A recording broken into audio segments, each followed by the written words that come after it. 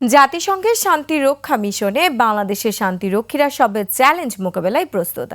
বিশ্ব শান্তিরক্ষী দিবসের অনুষ্ঠানে সেনাবাহিনী প্রধান জেনারেল ওয়াকারুজ্জামান আরও বলেন, বিশ্ব শান্তি রক্ষায় বাংলাদেশ এখন অবিসংবাদিত নাম। আকবর হোসেন সুমনের রিপোর্ট।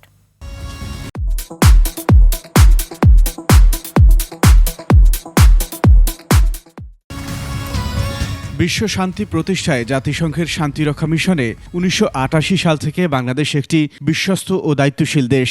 বাংলাদেশ সেনাবাহিনীর ৪,৮৮০, নৌবাহিনীর ৩৪৩, বিমান বাহিনীর ৯৯৬ এবং পুলিশের ১৯৯ জন সহ মোট ৫,১১৮ জন শান্তিরক্ষী বিশ্বের বিভিন্ন দেশে ৯টি মিশনে নিয়োজিত রয়েছেন।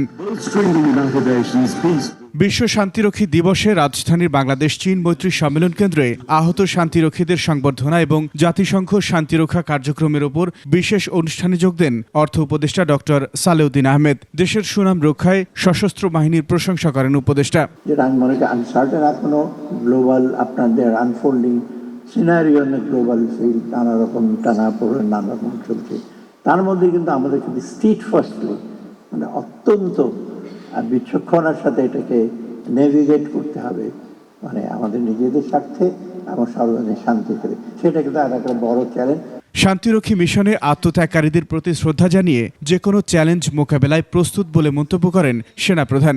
আমাদের শান্তিরক্ষীগণ নিজের জীবনের ঝুঁকি নিয়ে উন্নত প্রশিক্ষণ, নৈতিক মূল্যবোধ, দক্ষতা এবং নিরপেক্ষতার প্রমাণ রেখে সকল চ্যালেঞ্জ মোকাবেলায় সর্বদা প্রস্তুত। শান্তিরক্ষা মিশনে সহযোগিতা অব্যাহত রাখারও আশ্বাস দেন সেনাবাহিনী প্রধান। বিশ্ব শান্তি প্রতিষ্ঠায় বাংলাদেশ আজ একটি স্বীকৃত এবং অত্যন্ত গ্রহণযোগ্য নাম। আকবর হোসেন সুমন, ২১ টেলিভিশন, ঢাকা।